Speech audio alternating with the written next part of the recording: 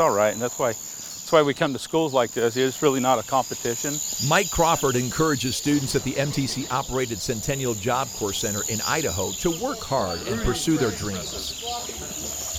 My company that I'm representing here, Diamond Z, it's kind of a second chance company too as well, which I'm a big influence on that. Why did you choose welding? I just don't like being in an office. Right. And I enjoy moving. Diamond Z is one of the center's employer partners. So Diamond Z quickly, once we started building commercially, became the innovator of the industry. You guys ever use a straight edge to do a straight line cut?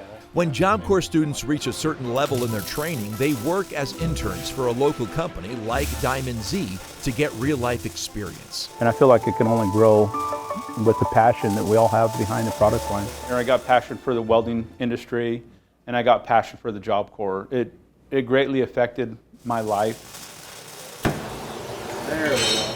Mike isn't just an employer partner. He's a Job Corps graduate himself. But I guess for me, coming to the Job Corps was probably the biggest and best decision I make. Mike understands firsthand the power of Job Corps in rescuing young people from difficult situations.